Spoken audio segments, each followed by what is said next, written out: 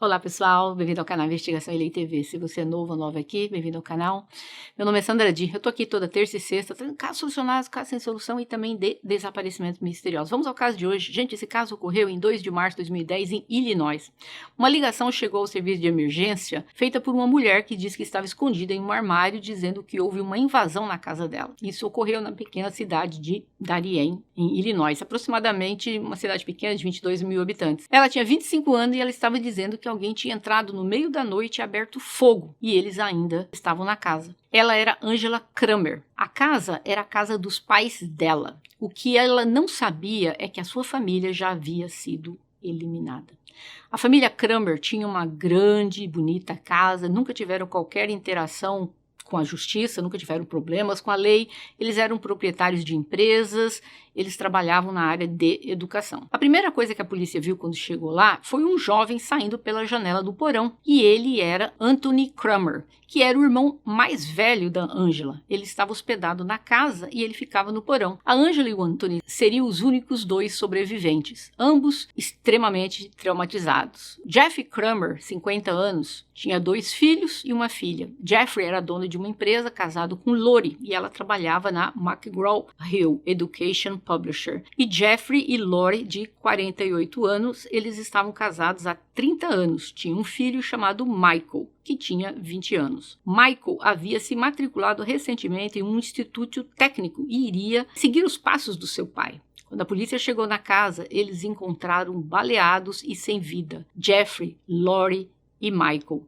Bem na frente da porta estava o Jeffrey, a Lori estava na escada e perto da garagem estava o Michael, de 20 anos de idade. Os 2 haviam sido baleados inúmeras vezes e certamente quem fez isso tinha muita raiva deles, né?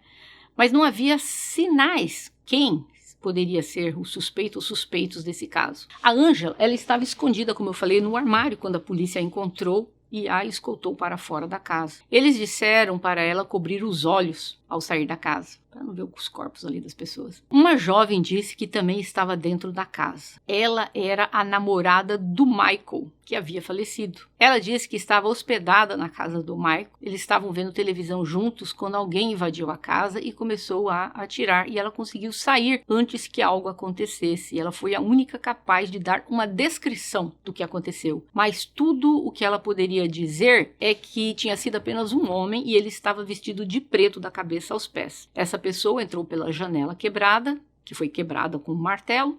A janela da sala onde o Michael e sua namorada estavam sentados, essa janela foi quebrada e ela correu na hora que ela ouviu isso. E aí o atirador acabou ali lutando com o Michael, mas quando o Michael tentou fugir, ele acabou sendo baleado. Então o Jeffrey e a Lori, ouvindo os tiros, correram escada abaixo. Esse homem misterioso também disparou neles. Muitas cápsulas das balas, ali calibre 40, estavam espalhadas pelo chão. Passos na neve foram encontrados saindo pela porta dos fundos, atravessando o quintal dos vizinhos e eventualmente indo até onde terminava a trilha. A família não tinha inimigos. Naquele dia perderam a vida Jeff Kramer, Lori Kramer e o Michael Kramer, como eu falei anteriormente, por volta das 3 horas da manhã. A Angela disse que a única pessoa que ela conhecia que estava chateada com a família era o pai do seu bebê. Eles acabaram o relacionamento alguns meses antes e esse rompimento não foi muito bom. A Angela foi noiva do Johnny em abril de 2008. Ela se mudou para uma casa no campo com ele em janeiro de 2009 e eles tiveram um filho chamado Nicholas, que nasceu em fevereiro de 2009. Surgiram tensões entre o Johnny e a família Kramer durante a gravidez da Angela. Numa ocasião, o Johnny não permitiu que a Lori comparecesse a uma consulta médica, onde a Angela e o Johnny estariam agendados para saber se teria uma menina ou um menino, então a família estava em conflitos. Esse homem com quem ela teve esse relacionamento tinha problemas de raiva e ela achou que talvez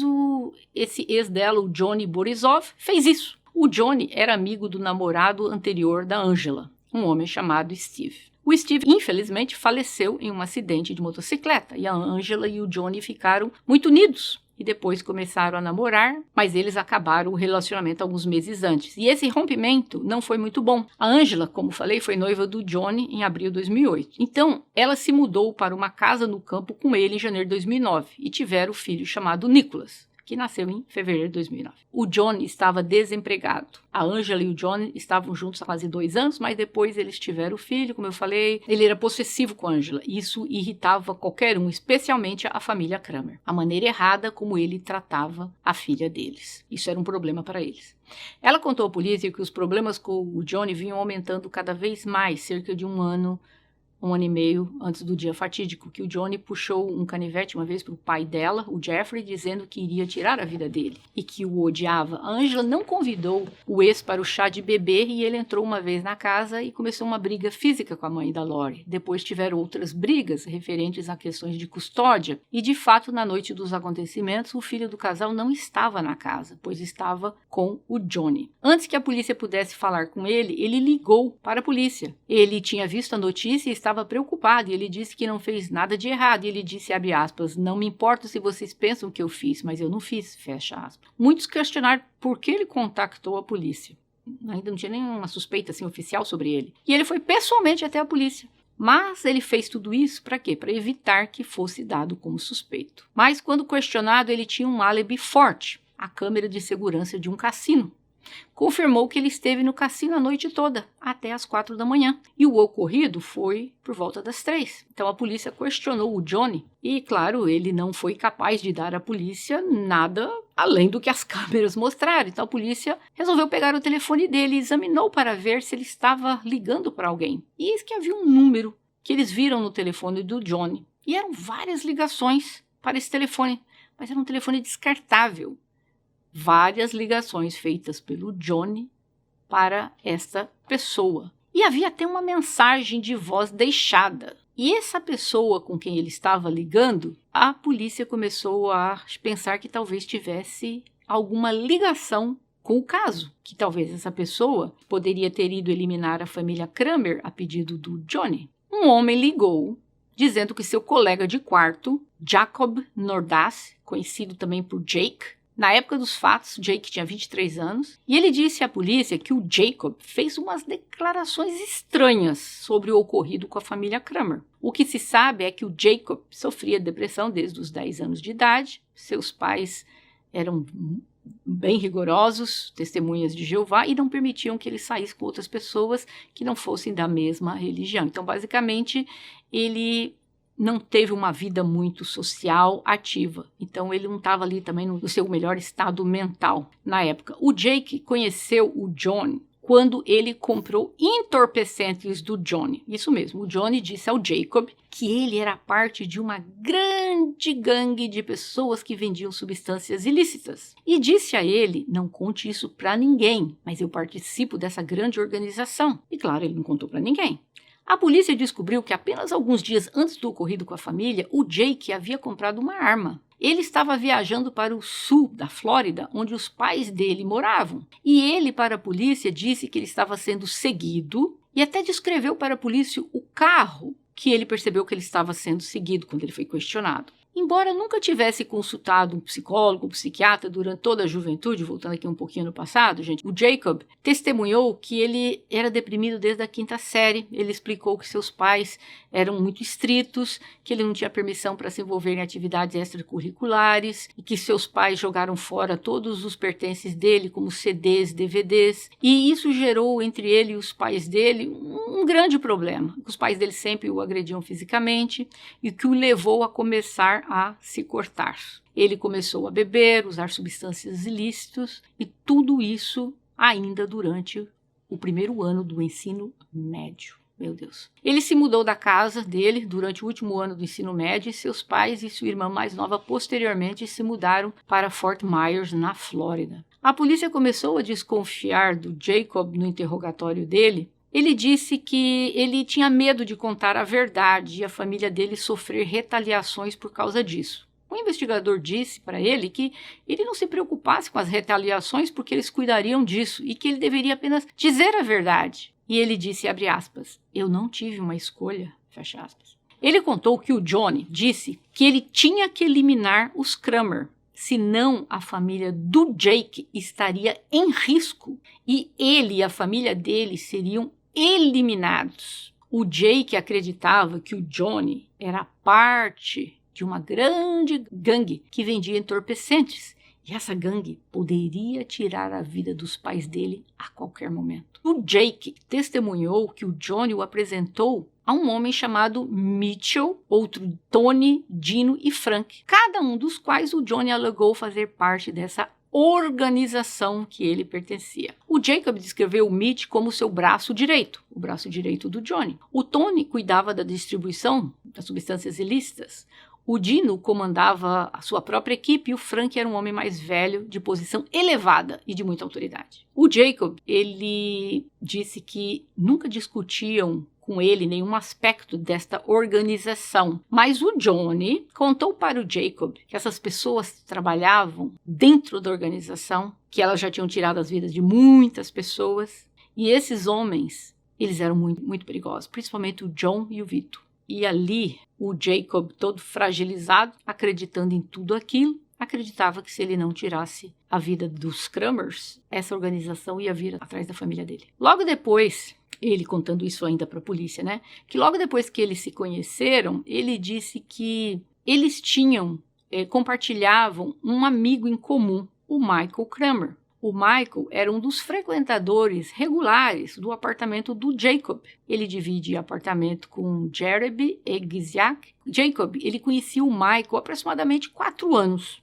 descrevendo-o como um bom amigo. Ao perceber que o Jacob e o Michael eram amigos, o Johnny explicou ao Jacob que estava namorando a Angela e ele não se dava bem com o Michael. O Jacob foi instruído a não contar ao Michael sobre sua amizade com o Johnny.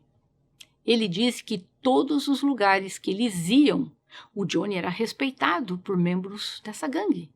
E ele sabia que esse pessoal estaria atrás da família dele. O Johnny disse para ele, se você fugir, você até pode, mas você sabe o que vai acontecer se você fizer isso. O Jacob acreditou seriamente no Johnny. E o Johnny era o único amigo do Jacob. O Johnny disse para ele que o caso de custódia do filho dele, com a Angela, iria expor a gangue. E era por causa disso que tinha que eliminar a família. Olha só, o rapaz, no meio daquela bagunça mental que ele tinha, ele acreditava que esse pessoal ia chegar aos ouvidos da corte na ação de guarda da criança, ia chegar nos ouvidos da corte o trabalho da gangue. E essa gangue precisava eliminar a família. Mas ele que tinha que fazer isso, porque senão eliminariam a família dele. O Johnny, ele foi capaz de manipular o Jacob. Então, um plano foi traçado, que o Jacob acreditava que essa gangue viria atrás da família dele. Como eu falei, o Johnny disse que exatamente naquele dia a gangue seria exposta. E ele tinha que correr para eliminar essas pessoas importantes para que isso não ocorresse. Gente, não havia gangue alguma. Ele convenceu esse menino dessas pessoas, da existência delas. Só que ele falava de uma forma que ele acreditava.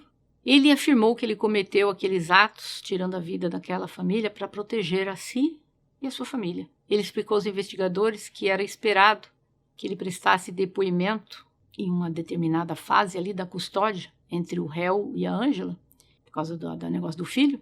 E ele explicou que a Angela iria expor os membros todos da organização. E ele disse que ele foi convencido pelo John que ele tinha que eliminar os Krummers. Mais tarde, ele declarou-se culpado, mas mentalmente doente. O Estado concordou em rejeitar as acusações do caso envolvendo Lori e Michael em troca do testemunho dele contra o Johnny. O seguinte testemunho e provas foram apresentados durante o julgamento. O Johnny Borzoff era um pequeno vendedor de substâncias ilícitas que foi capaz de manipular o Jacob, que tinha problemas de saúde mental e problemas com o álcool. Ele disse à polícia que o fez porque acreditava que ele não tinha outras opções. O Johnny simplesmente odiava a família Krummer e queria que eles sumissem da face da terra. O Johnny expôs todo o plano para o Jacob e disse a ele exatamente o que fazer e quando fazer. O Johnny e o Jacob acabaram sendo presos. Foram detidos sem fiança por as acusações de terem tirado a vida do Krummers e por conspiração. Os promotores do condado disseram que o Jacob admitiu ter realmente eliminado parte ali da família do Krummer e ele acusou o Johnny de ser o mentor do ataque. Só que ele se deu conta tarde demais que era para se vingar da Angela. Ele não tinha percebido com isso. Ele não sabia que havia ali que ele estava sendo manipulado, né? Então, infelizmente, esses 2 acusados, eles foram colocados especificamente em 2 celas que ficavam próximas, uma da outra, para ver se eles interagiam, se eles comentavam sobre alguma coisa do caso. Claro, o Johnny na prisão, a polícia ouviu ele dizendo ao Jacob que, abre aspas, eu estou prestes a sair daqui. A gangue está esperando por mim e é melhor você tomar cuidado com o que você diz, porque eles vão te pegar, fecha aspas. O Johnny ainda estava intimidando o Jacob dentro da prisão. E tudo que o Jacob contou corroborou com a história. Em 2011, o Jacob se declarou culpado, cooperou com a justiça contra o Johnny. O Johnny se declarou inocente. Seu julgamento começou em 2013. O Johnny tinha instruções muito específicas para seu amigo para que naquela noite fatídica arrombar a janela e eliminar toda a família, especialmente a Angela. A defesa do Johnny foi principalmente contra o Jacob, dizendo que ele estava mentalmente doente, que ele tinha inventado tudo aquilo. A promotoria disse que o Johnny escolheu ficar justo naquela noite em um cassino, porque obviamente o cassino tem centenas de câmeras e as câmeras mostrariam que ele esteve lá a noite toda. O advogado disse que o Jacob comprou a arma e que o Johnny não colocou essa arma na mão dele. O Jacob agiu por conta própria. O Johnny foi declarado culpado, condenado à prisão perpétua sem liberdade condicional, e o Jacob foi condenado a 75 anos de prisão. A mãe do Johnny, Christine, disse que ele é inocente, dizendo que ele está sofrendo de doenças mentais, que ele tem problema de insuficiência cardíaca congestiva. Enfim, minha questão é, vocês acham que o Jacob foi manipulado? E se ele foi manipulado, ele mereceria, de alguma forma, alguma chance aqui de redenção, uma redução da pena? Em primeiro lugar, todo mundo falou que esse rapaz sofria de depressão. Gente, depressão metade do mundo sofre, nem por causa disso você pega uma arma e você sai por aí fazendo isso com uma família. Esse rapaz não foi diagnosticado que ele estava no momento de surto psicótico, que ele não tinha conhecimento dos fatos do que ele estava fazendo. Não há isso dentro do processo. Então, se não existe isso dentro do processo, então não há que se falar que ele era mentalmente doente. Ele sofreu de depressão. E daí? Eu acho que a pena foi justa. Ele não vai sair de lá tão cedo. Ele pegou 75 anos. Mas eu gostaria de ouvir de vocês. Muita gente acredita que ele foi manipulado e que ele não deveria cumprir mais do que 20 anos. Se fosse vocês dentro desse caso aqui como jurado, vocês diriam que esse menino foi manipulado por ele, mas que a pena dele foi justa? Ou vocês acham que não, a pena foi injusta, ele nem deveria ter sido condenado? Ou, se ele fosse condenado, que ele tivesse ido para um hospital psiquiátrico, o que não ocorreu. Eu gostaria de ouvir a opinião de vocês. Deixe aqui o gostei para o YouTube entender que esse vídeo é bom e recomendar para outras pessoas se vocês já acharam o vídeo interessante. Nos vemos em breve. Até mais.